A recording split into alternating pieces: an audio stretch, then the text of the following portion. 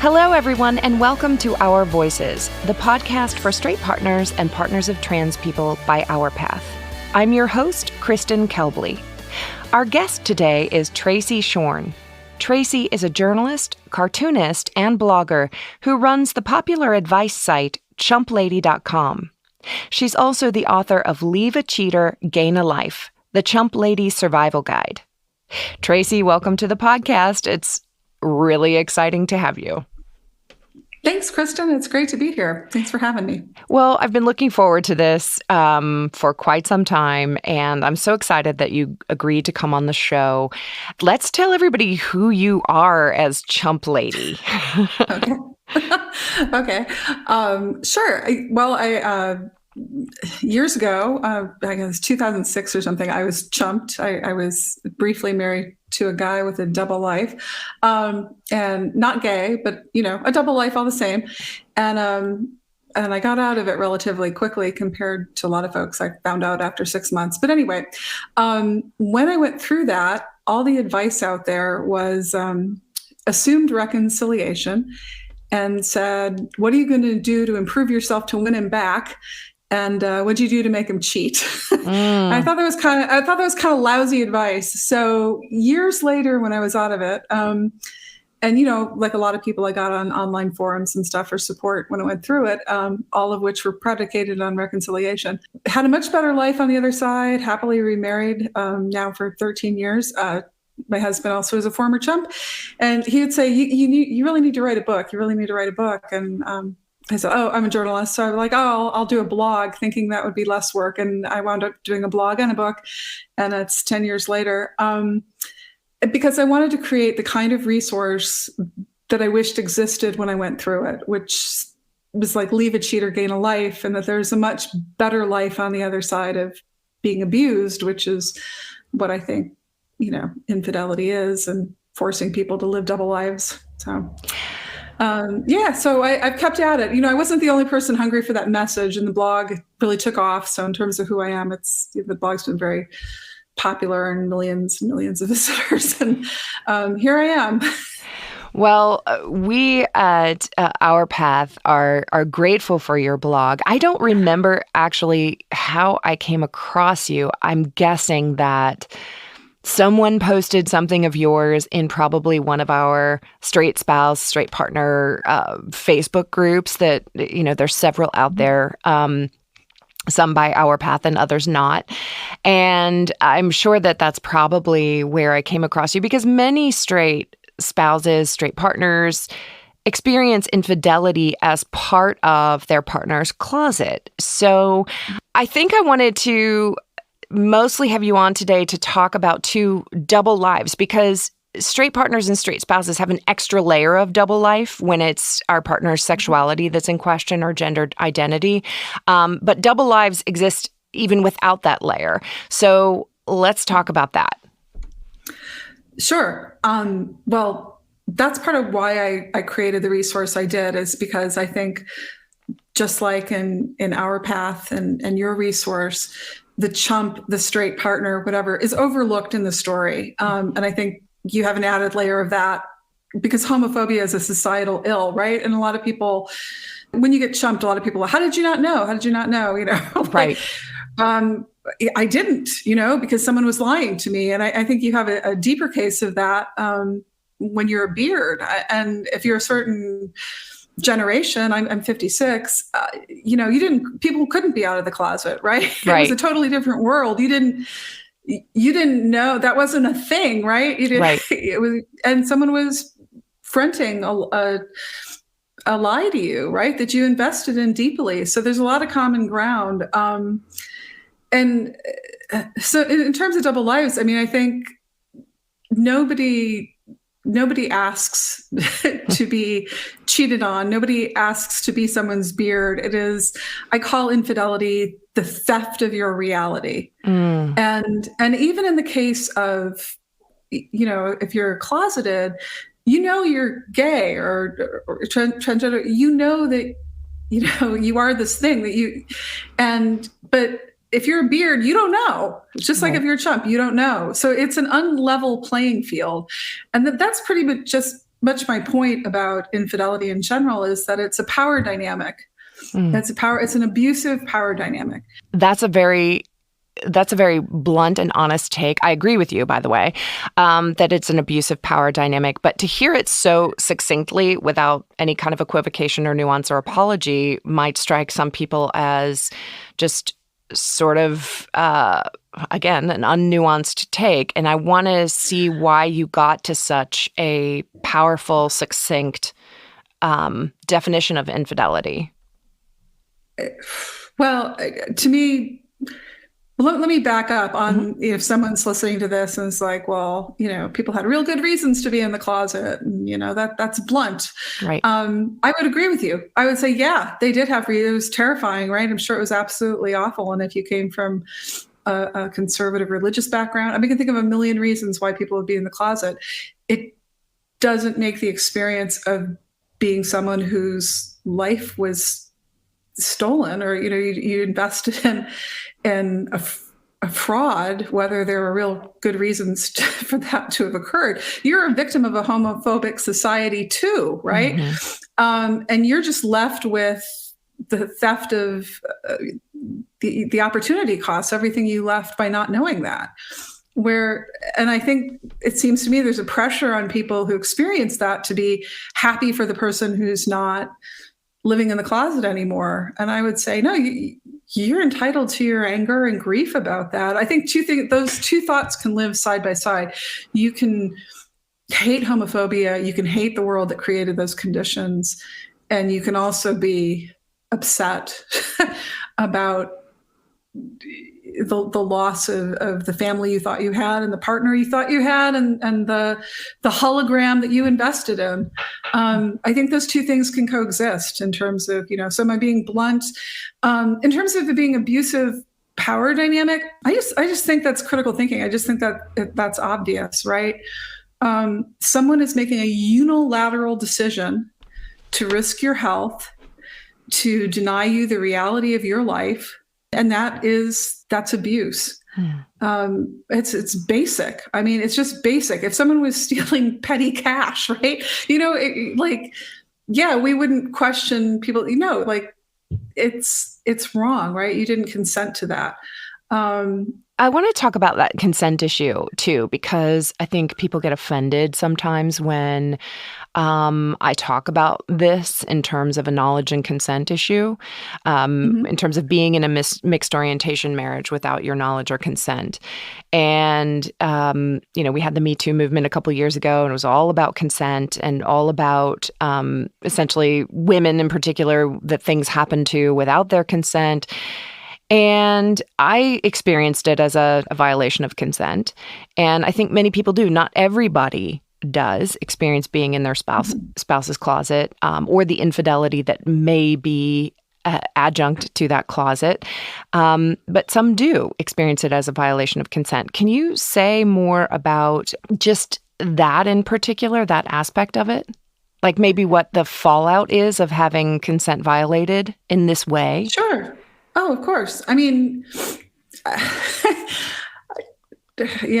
think I have to put aside that some people are okay with it. I mean, I'm just going to put that aside for a second because we can come back to that later. I don't know if it's okay with it so much as like don't experience it that way. Does that make sense? I don't know. It depends on what you lost. To think that, okay, well, let's just go with the things you can have. You can be exposed to STDs. That's true of all infidelity. You didn't ask for your partner to engage in high risk behavior, which impacts your health. In my case, in my blog, many people discover they have STDs when they're pregnant and go in for prenatal screenings, or everything.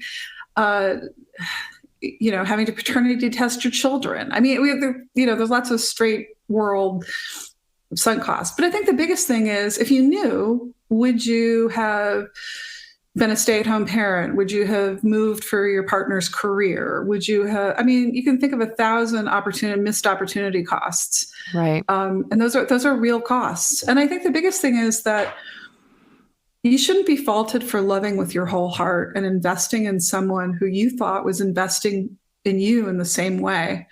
And it is deeply humiliating and wrong to force someone to live a lie.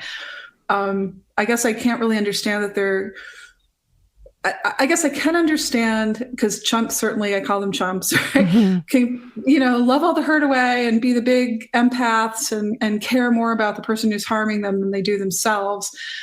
It doesn't take away the fact that you did not have consent to be treated this way. Whether you understand it, whether your heart breaks for that person, whatever, they still harmed you.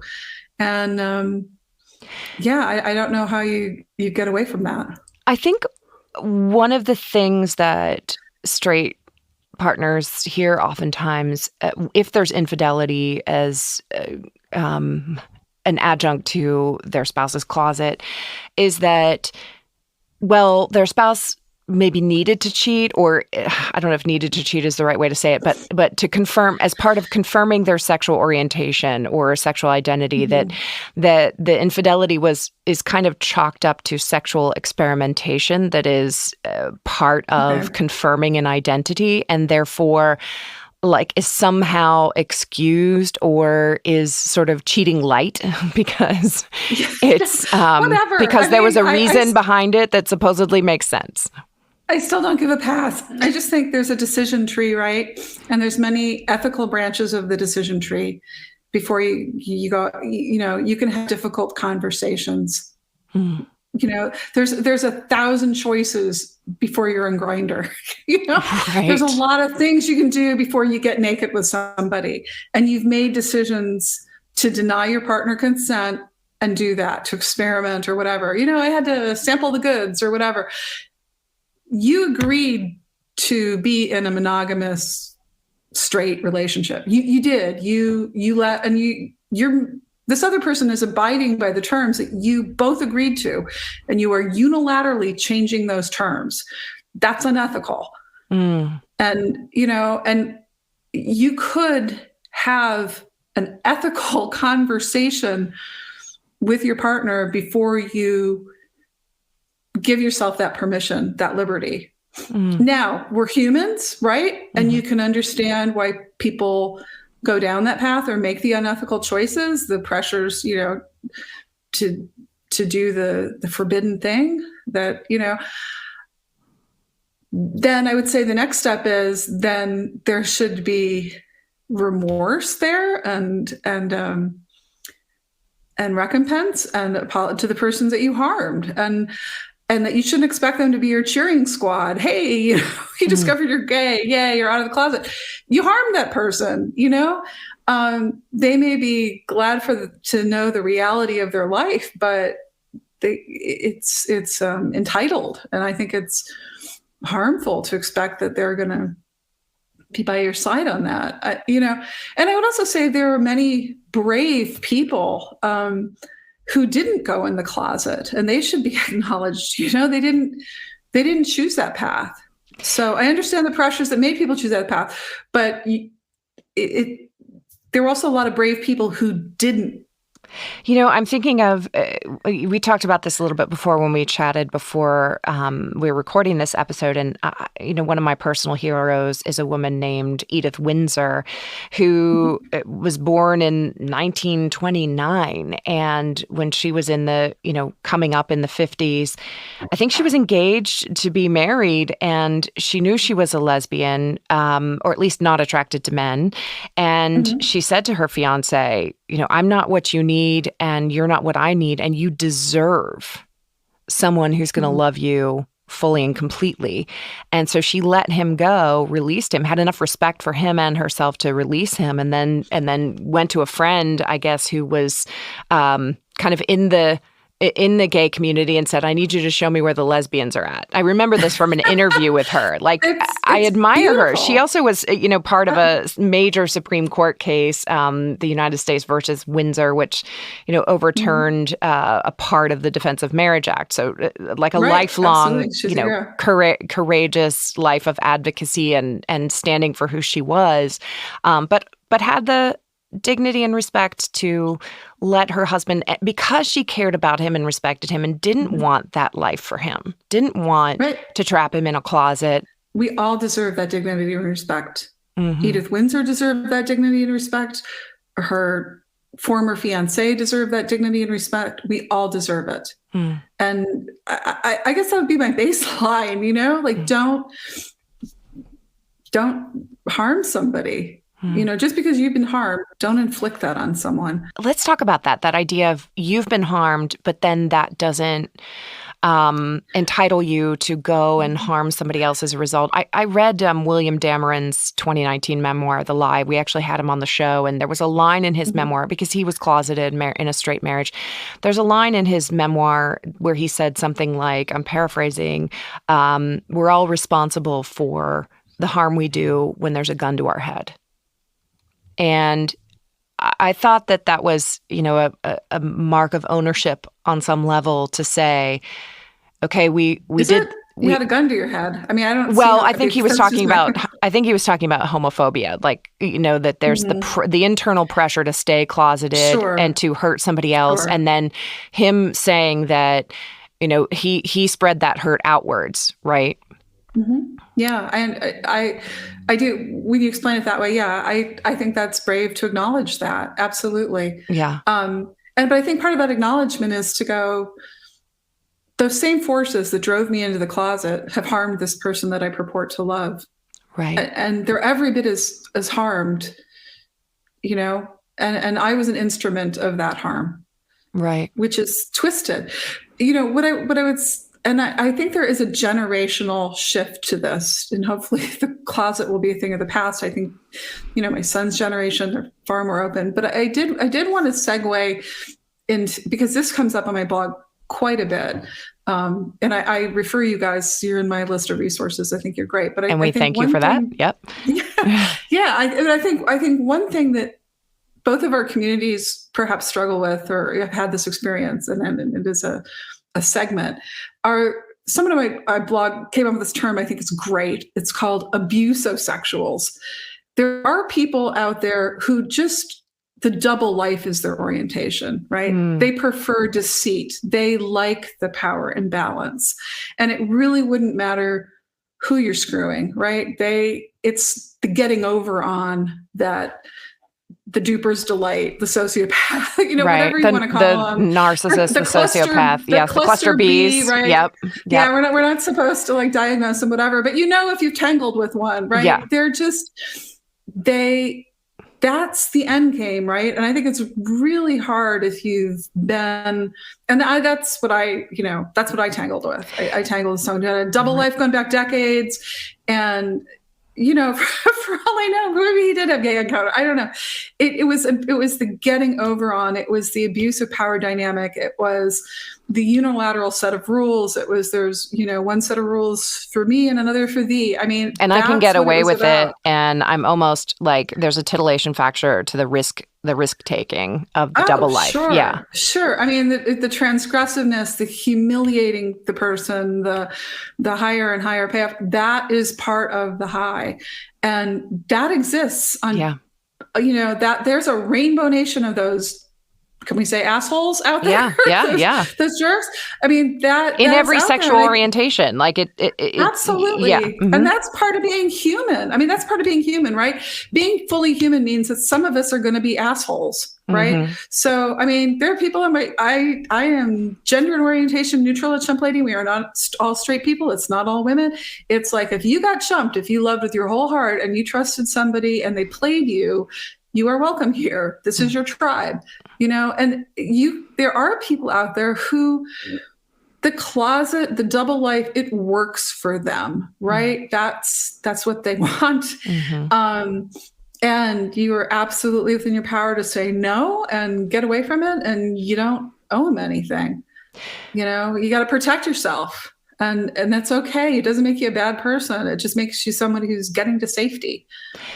I'm sure that you see people on your blog who come and say, okay, yes, my partner cheated, but we're trying to make it work. And we actually see this in the straight partner community. So our version of it is like this. Someone comes out or is, we call it disclosure or discovery. Someone either comes out to their spouse or is discovered to be in a closet, whether it's sexual orientation or gender identity. And some straight partner's response is, well, okay, this isn't going to work. Immediate divorce Mhm. or divorce within a certain Right. time frame, a couple of years, rather quickly. But then there's another contingent of straight spouses who are like, okay, well, let's still figure out how to make this work. Let's Mhm. let's keep our family together. I'm sure you see people, regardless of what the components of the Mhm. double life are, come through your doors and say, "I'm trying to make it work with my spouse. We want to keep our family together." What do you Yeah. do in those situations? Well, my first thought is bargaining stage of grief, right? You Mm, can't have a full partner, so you're going to cling to what you think you can salvage from it. Um, Okay. I am very clear on my site. The banner says leave a cheater, gain a life. mhm, I am not a reconciliation site. As I said when I started this whole journey of my life, mhm, that was 100% of the resources out there. In fact, there's a best-selling book. I don't know if it still is, but it was when I went through it in 2006, which was my husband's affair was the best thing that ever happened to me. I think it was mm, Anne Barecht or something. Not like awesome. But up there were like the ice cream and the birth of your children, the best thing, right? So reconciliation is a really powerful force, and we call it the reconciliation industrial complex on my site. So I get why people try it. That's not my jam. That's not my. I'm here to say, like, look, people come back and they tell us, how great life is now that they're in authentic, honest relationships and living an authentic, honest, abuse-free life. And that's what I hope for people, right? Is mm, to get on the other side of it. I'm not a reconciliation site. For people who are straight spouses who want to stay married to keep the family together, different strokes for different folks. I wouldn't choose it.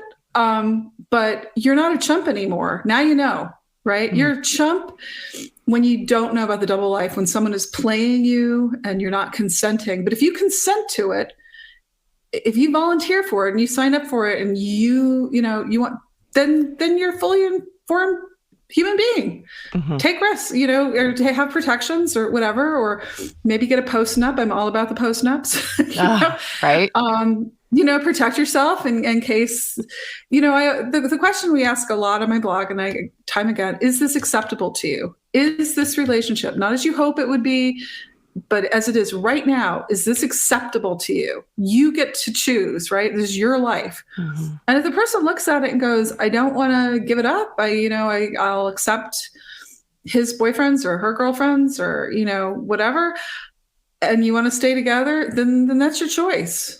You can do that. What if it's, I think a lot of people, I know I encountered this when I was just leaving my marriage, just Mhm. making the decision to divorce I didn't know that he was gay at the time. And just based on, our awful sex life and the fact that by then I was a shell of myself.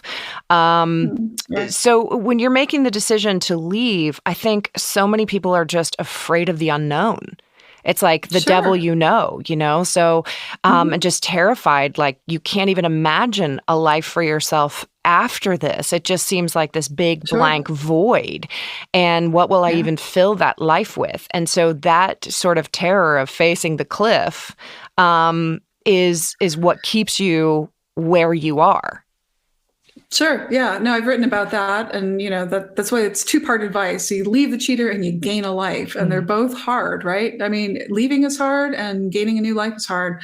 But the rewards, to me, I mean, it's not even a close call, right? mm, To mm, live with someone who is devaluing you or doesn't want to have sex with you or doesn't want to be a full partner to you.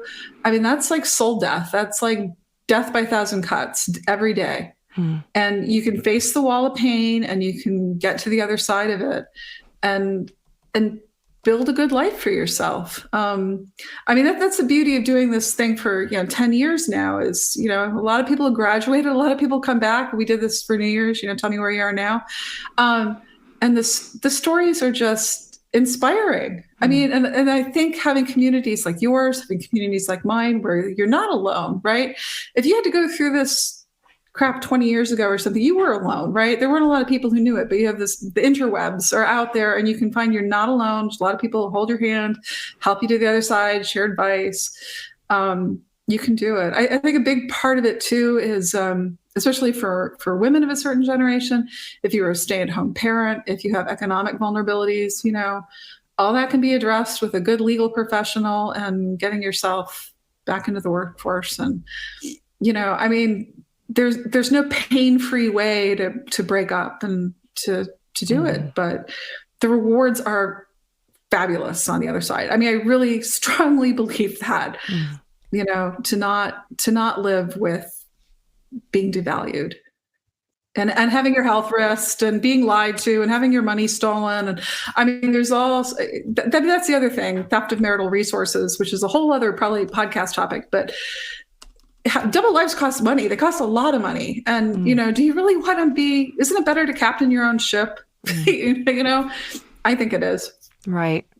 I mean, theft of resources is, that's an important topic because I mean, it's a whole other topic, but it is. It's a really big one. And, you know, that's the thing too. I would say to anybody who's out there on the fence or thinking about divorce is that, you know, lawyers and the legal system, whatever, they don't care about your heartache. They don't care who did what, who's a beer, whatever. They do care about theft of marital resources. So keep those receipts, you know, follow the money trail.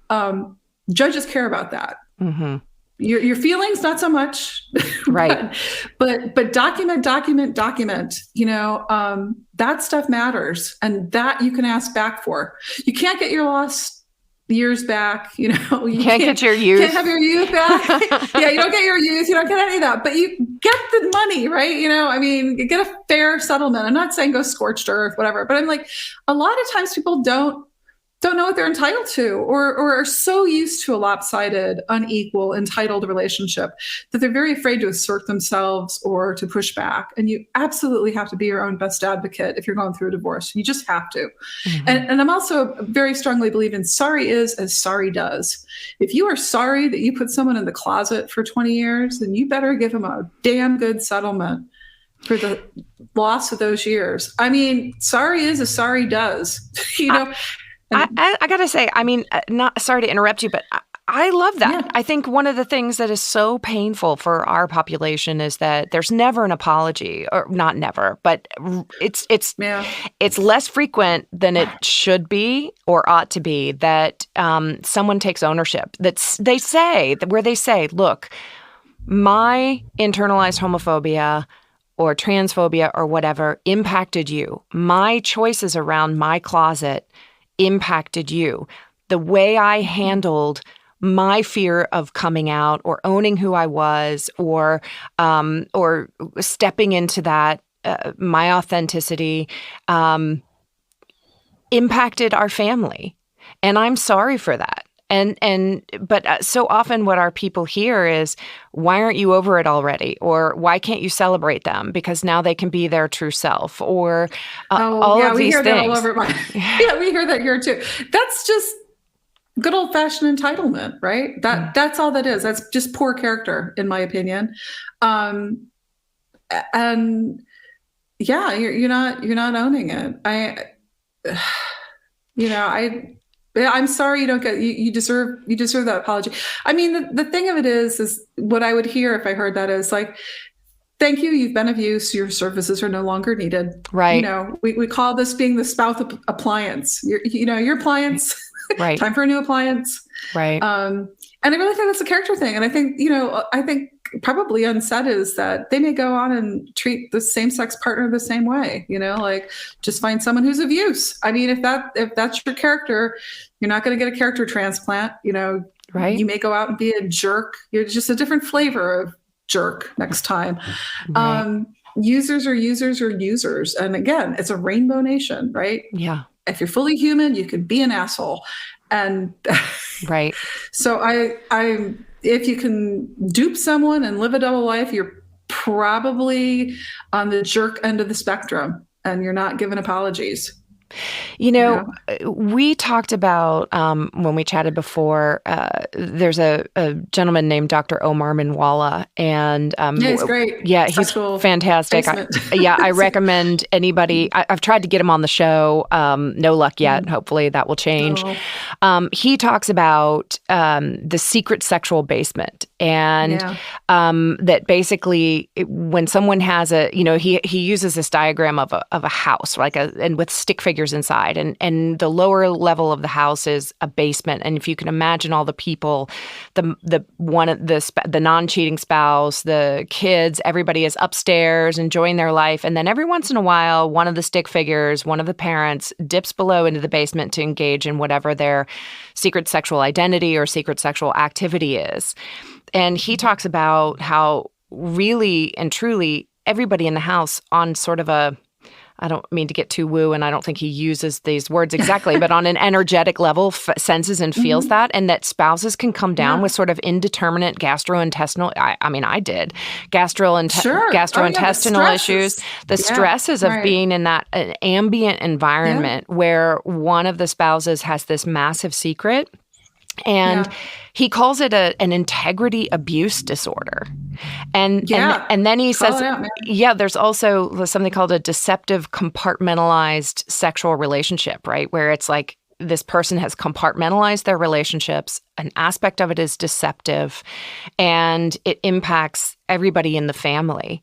And your take on it reminds me of him he's someone out there basically calling a spade and asking why the therapeutic community isn't recognizing that this is a form of abuse, and especially given the psychological impacts on the victim, where it's like they've been gaslighted within an inch of their life, sometimes for years and years and years.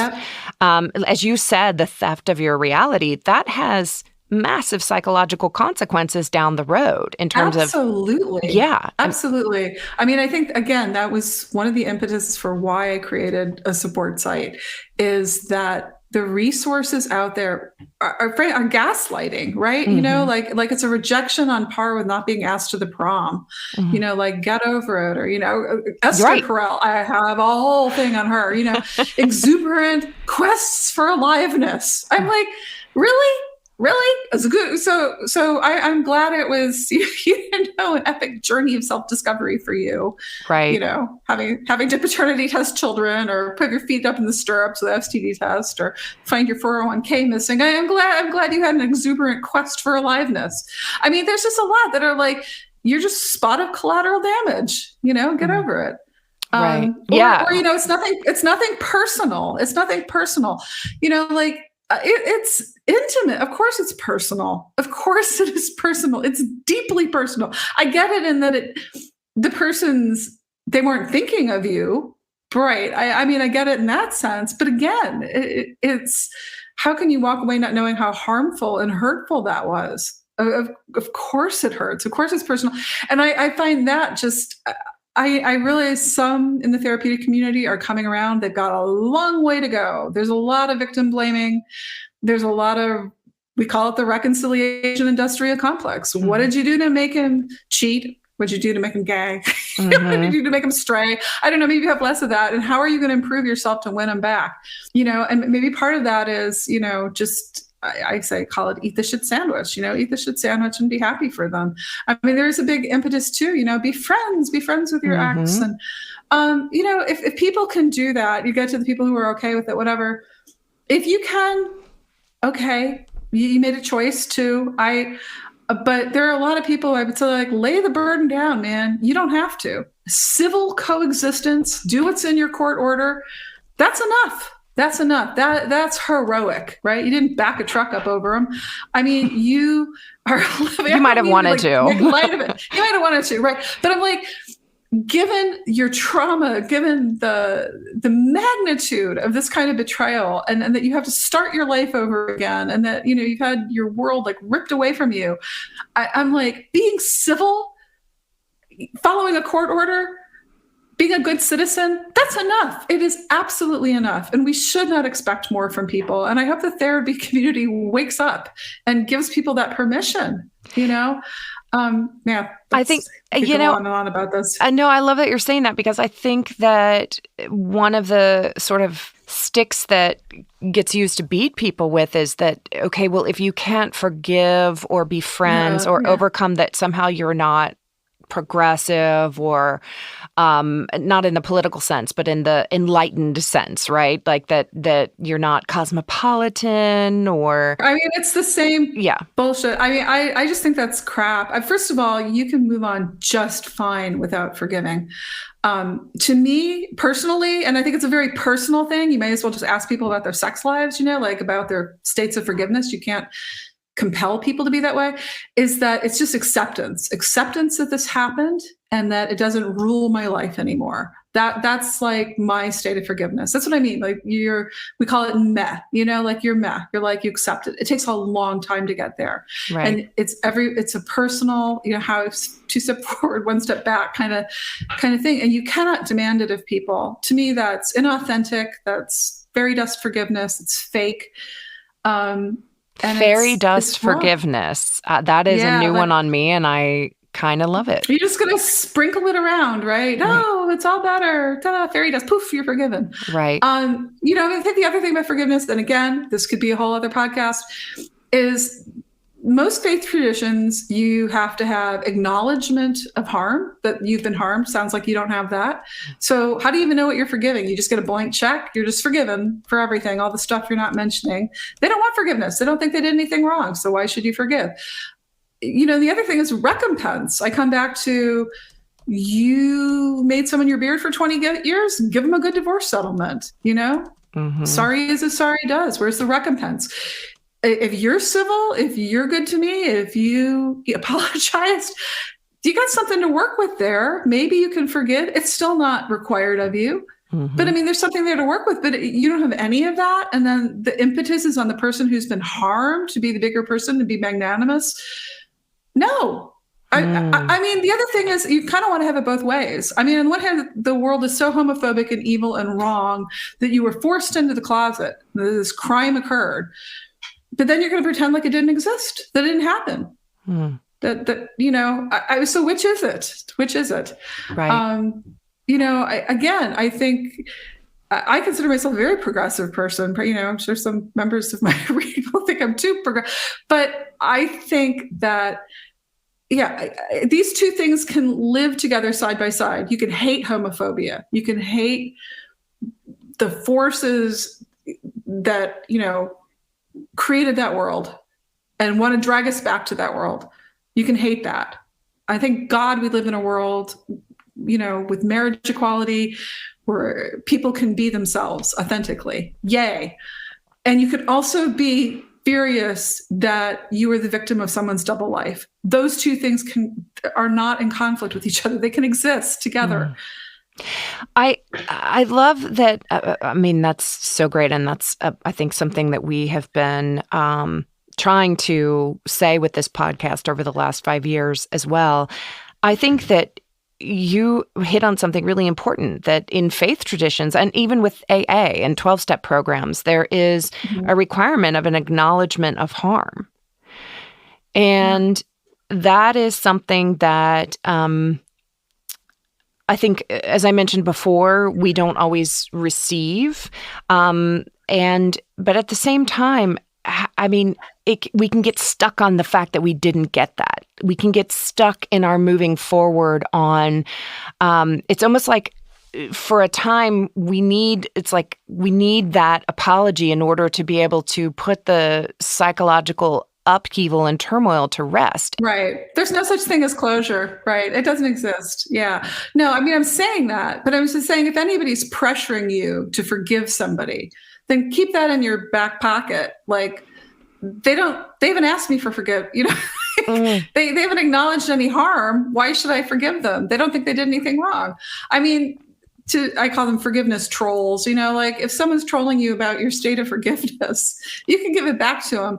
But as to the person who harmed you, no, probably, I'm sure there are some, but I'm not it's not a monolith, right? There's got to be some people who dealt with the situation ethically, compassionately. There are. Mm-hmm. But but to the ones who have not, move on. They're not, and I'm saying that as somebody who's been chumped, right? You have to get the life. You have to move on. You have to get to the other side of it. You cannot make your healing contingent on what they do or don't do. And frankly, giving them all, I call it untangling the skein of F-upness, trying to figure out them and their issues and why they did what they did. It just keeps you stuck. It keeps you stuck with all your focus on them instead of the focus being on you, the person who's been overlooked and played and used. You have to gain your life, right? You have to make your own new world. You know, they might come by later and go like, I'm really sorry. And by that point, it won't matter. It just really won't matter because, your new life will have eclipsed your old life. And that's what you're working towards. That's the slog, right? It's that new life. I think that's the one thing that I would love to impart too, is that that's a level of freedom from it. Is when you get to that moment where if they could turn around and apologize to you, it just wouldn't matter. That's actually a level of liberation that I think we hopefully are all working towards or intending to move towards, because liberation is liberty. Like it's liberating. So I want to sort of, be circular in my my discourse. I want to go back to something that you had mentioned earlier, which is the decision trees. So you said there's all these moments when someone is going to cheat on you or even decide to be make you their beard. There's all these moments of decision making. Can you talk about, kind of unpack that a little bit?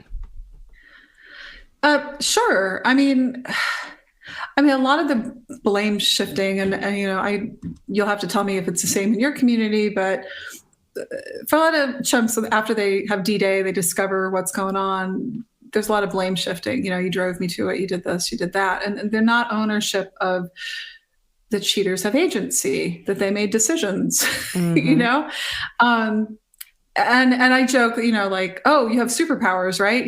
If you had a superpower, would it be rejection?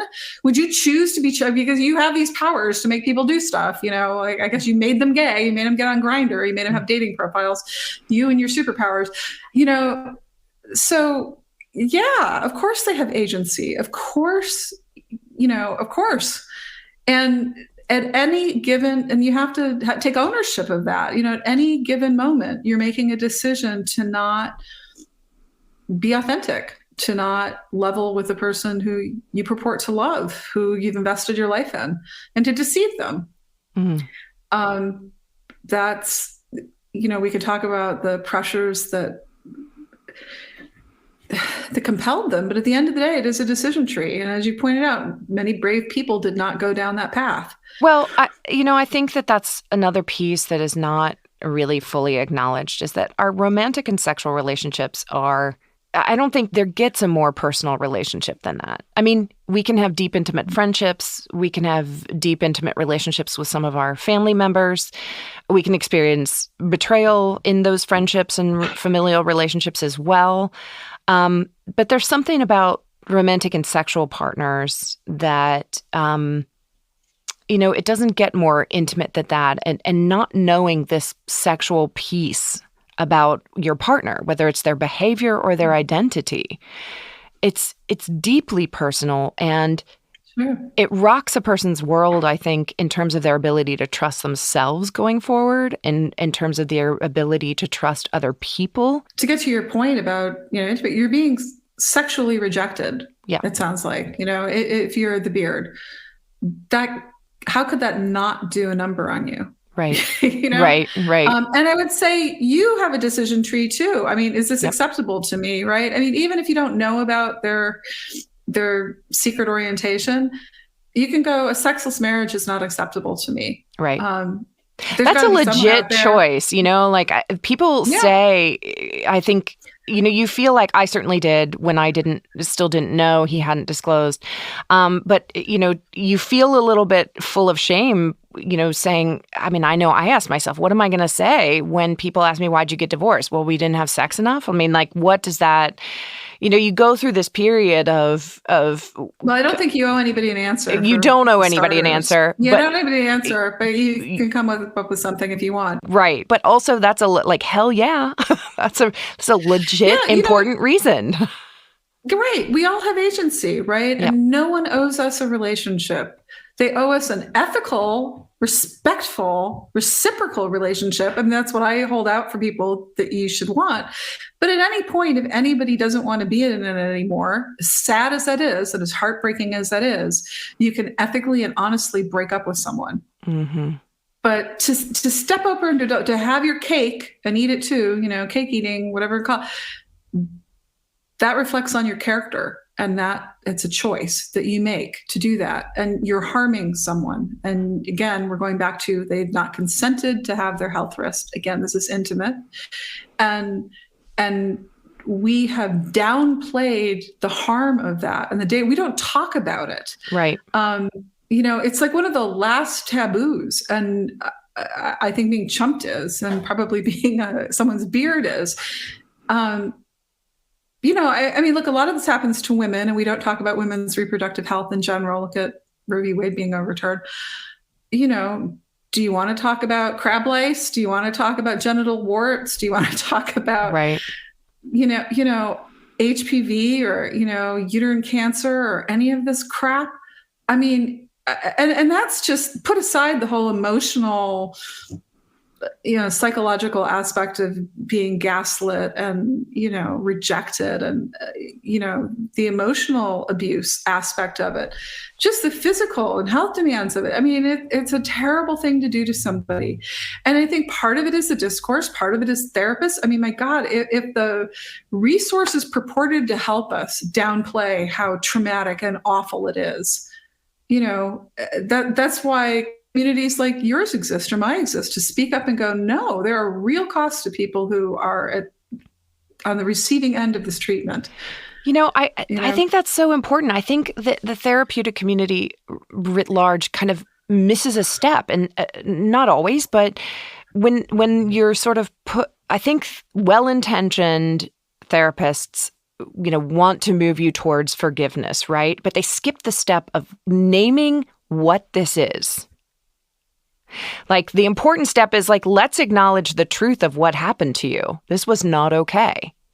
Like, we can't get to healing, whatever that looks like, whether it's forgiveness, not forgiveness, whether that's a part of it for you or not. I agree. I don't think it has to be a part of it. We've certainly talked about forgiveness a lot on this show and other episodes.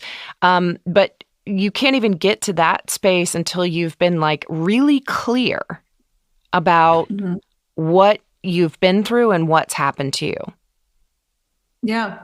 Well, I would say too, with therapists, and I wish I could think of it off the top of my head. There is this duality of I'm okay, you're okay. We both brought issues to the relationship. The one size fits all marriage therapy, right? That is harmful and victim blaming. Mm-hmm. It's fine if you're going in there for our communication styles, or I don't like your mother-in-law or something like that. But when you're dealing with a partner who has a double life, therapists need to put that shit down. Mm-hmm. It's not working. The be friends with this guy who deceived you, who harmed you. No, that's the wrong approach. Right. And I personally, I think forcing forgiveness on people is really harmful. And I think that in any abusive, oppressive situation, should gay people have to forgive Christian evangelicals for, trying to make them straight therapy? Right. Should that be the first line of defense? Okay, right. Gay people, forgive your oppressor. No, we would think that's ridiculous. Yeah, forgive your conversion therapist. Yeah. Forgive them. You might, you might be a really good person. You might have had a long journey, whatever. I'm not going to make you. You shouldn't, nobody should bring, that's your personal choice. And it is absolutely, it would be wrong, right? Because we see that person has been harmed. You are the victim of double life. You have been harmed. right? So why therapists can't see it? Like I said, I'm coming back to just basic critical thinking, right? Seeing what's happened, understanding consent, understanding power dynamics. You can't forgive what you don't know, right? What did you do? How much money's missing? How many years of my life? Like, again, you don't name it. How are you supposed to forgive it? Right. We just have it back asswards, right? We have it back ass. And I really hope you do get Dr. Omar Muwala on your show and many other therapists, and hold their feet to the fire on it. We mentioned, thank you, I do too. We mentioned that, there's a younger generation coming up that maybe, I do think there's a generational divide. I'm a Gen Xer, sure. You're a Gen Xer. As we go down towards millennials and Gen Z, we get maybe more sort of open about things. And on many levels, that's really wonderful. But we're already seeing the younger generation on our doorstep. Not so much about, sometimes there's the sexual orientations are disclosed. So we see a lot of people who have, they might identify as pansexual, not a lot of people, but they're starting to trickle in through our doors. Okay, I identify as pansexual. My partner identified as bisexual. But now it seems that my partner really is only same-sex attractive, so that leaves me out into the cold, right? So these identities, these shifting and maybe more nebulous and maybe more open and less narrowly prescribed or defined sexual orientations and identities they're starting to go through this as well, but in a different way. Like they maybe don't know when they get into the relationship how this is going to impact them down the road. They think, oh, it's all on the table. Everything's disclosed. I'm pan, he's bi, or she's bi, he's pan, whatever. And they think this is all great. But then down the road, there's still real world implications when the rubber meets the road for the relationship. And those relationships can shift too. There can be behavior in those relationships. There can be that is not in alignment with what is professed. Well, that's it exactly. Yeah. Right where you said it's not in line with what's professed. And I write about this all the time on my site. People are like, the problem is monogamy. The problem, it's monogamy. And I'm like, no, it's not. Polyamorous can be cheated on too. Right. Any person, anybody can be cheated on. All it takes for cheating is for one person to unilaterally change the terms of the relationship agreement. Right. If you're pansexual, if you're polyamorous, whatever, you have basic ground rules, right, for your sex life. Right. Who's an acceptable partner? What are we going to do to mitigate, risk for STDs? Whatever. Where are the other relationships allowed to take place? Right. Boundaries, right. Whatever the boundaries are. If this is human nature, this is why you're never going to go out of business, right? Or me. Yep. If somebody that you are intimate with unilaterally to their own benefit changes the terms of the agreement so that you're investing in them and they're not really investing in you, and they're harming you with their double life, with their two-timing you or whatever it is, that's unethical. And that's why we have to call it out as not a sexuality problem, but an ethics problem, a consent problem, an integrity problem, an integrity problem, right? Because it's a red herring to go down the monogamy thing or you want me to wear this straight jacket, whatever. That's not what it's about. It's about being authentic in your relationships and being ethical and treating people with respect. That's what it's about. Well, I think that's a great note to come to end on. But before we do, I want to just give you an opportunity. Is there anything else that we have not canvassed? Or, is there anything else that you feel like you would say to our audience? And I'm really glad this community exists. And thanks for having me on your show. Oh, well, it's been a delight, Tracy. I think you have some messages and ideas that people are going to really need to hear and be grateful for. Thank you so much for coming on the show today. Thanks, Kristen. I want to thank our listeners for tuning in today. Be on the lookout for all new episodes in season 6. But again, sort of on a more irregular basis, since my life is a lot busier than it once was. Don't forget to subscribe to the podcast wherever you get them so that you know when a new episode has dropped, since they're kind of being dropped sporadically. Just a reminder that the views of your host, yours truly, are not necessarily the views of Our Path or its board of directors. I want to thank our engineer and editor, Drew, at Gwyn Sound right here in Cincinnati, Ohio. Until next time, this is Kristen reminding you, keep using your voice.